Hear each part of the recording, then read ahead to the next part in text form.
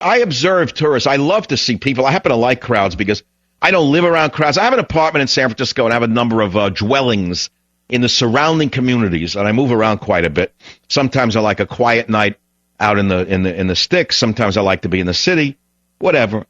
And I sometimes have to revert to my New York origins and get lost in a crowd. And I like to be alone. I love to walk in a crowd and get lost. It's one of my favorite occupations. You say to me, what do you really like to do? I like to get lost in a crowd and look at people.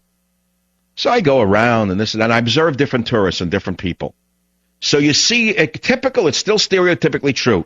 The Germans are stoic and, very, very, they're stoic, not laughing.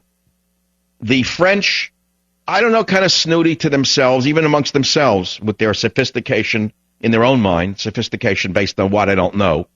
And the Italians are happy and laughing. You see the 14-year-old girls with their parents, nice kids, smiling, happy, laughing. And I'm reminded of what an Italian friend said to me.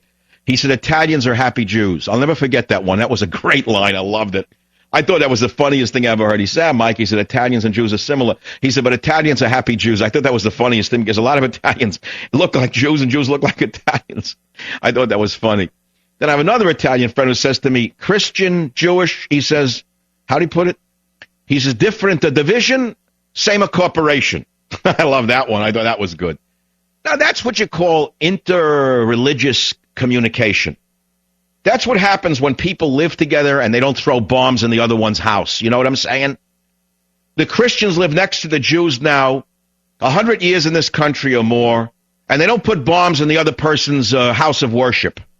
Somehow they don't put a bomb in the gas tanks at JFK in the name of their religion. Somehow they've learned to get along, despite the centuries of enmity. That's the beauty of America. Now you have a whole group that comes here. Somehow they haven't learned to get along with everybody else. How's that possible?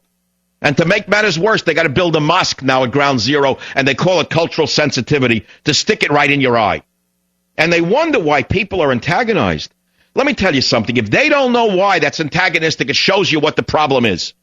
If the Muslims behind the Ground Zero Mosque do not understand why this is seen as an antagonistic act, that is the problem itself, is because they're insensitive to everybody around them except their own kind. Now, you could write that one down, mark it down, put it in bronze. Savage.